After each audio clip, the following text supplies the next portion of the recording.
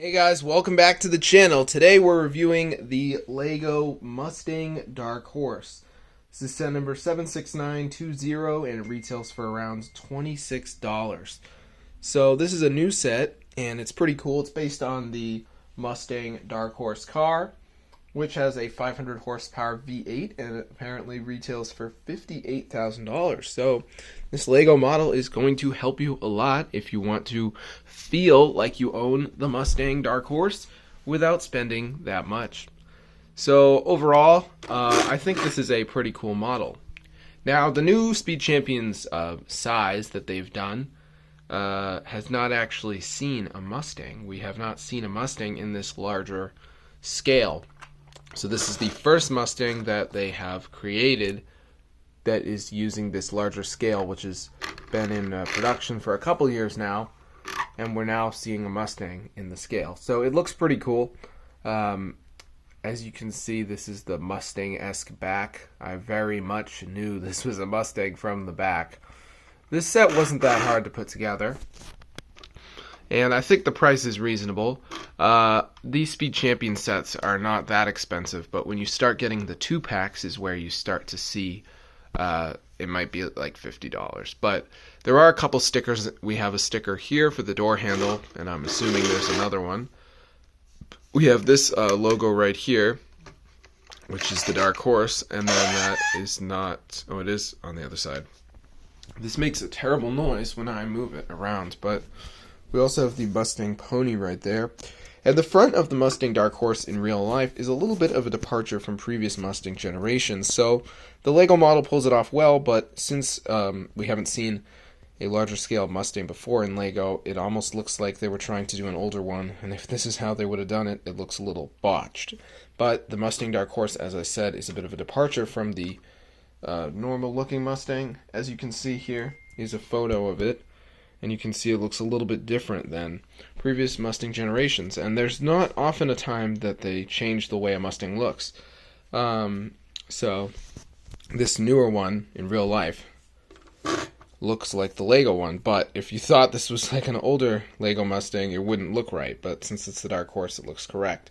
We also have a ton of stickers, actually. One here, here, here. But the way you apply them, you're not digging it in. But it looks dreadful to put on now. I wouldn't imagine putting these on. But some of these might be printed. I believe this is printed. I'm not 100% though. And I honestly don't remember.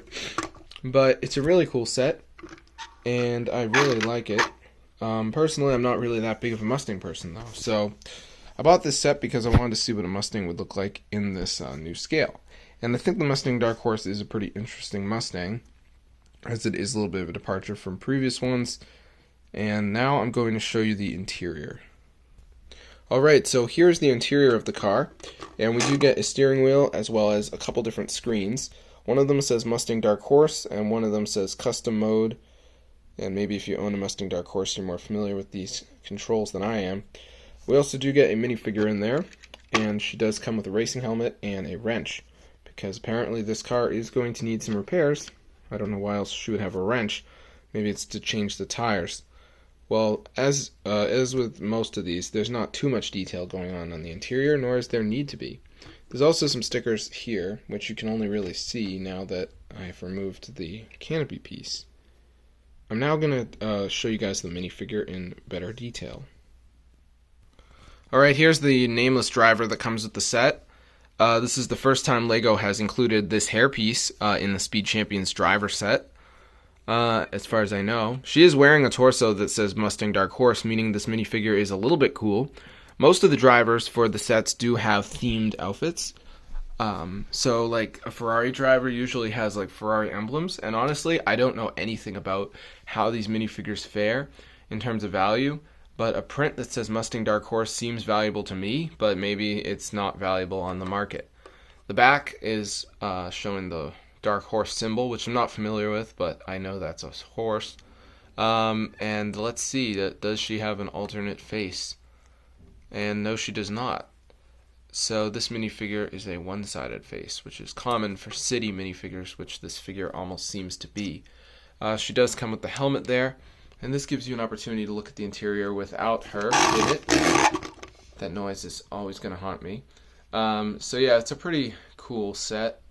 You can definitely leave the minifigure out if you want, but I put her back in there simply so I don't lose the figure, because otherwise I wouldn't really know where to put her. Anyway, while we're comparing, here's a look at an older Lego Mustang set.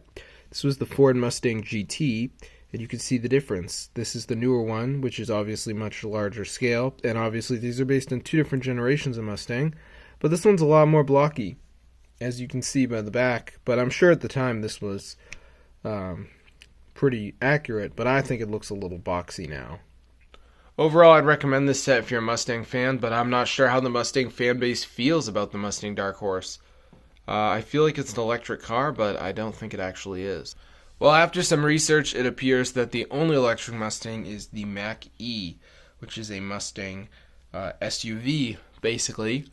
So I don't know why I always thought this was an electric car, but by the time I got the Lego model, I was pretty sure it wasn't. But when someone says Mustang Dark Horse, I feel like it's electric, but it's not. It has a V8. So overall, I'd highly recommend this set if you like Speed Champions and Mustangs, or if you just want to add this one to your collection. I'll see you guys later, and peace out.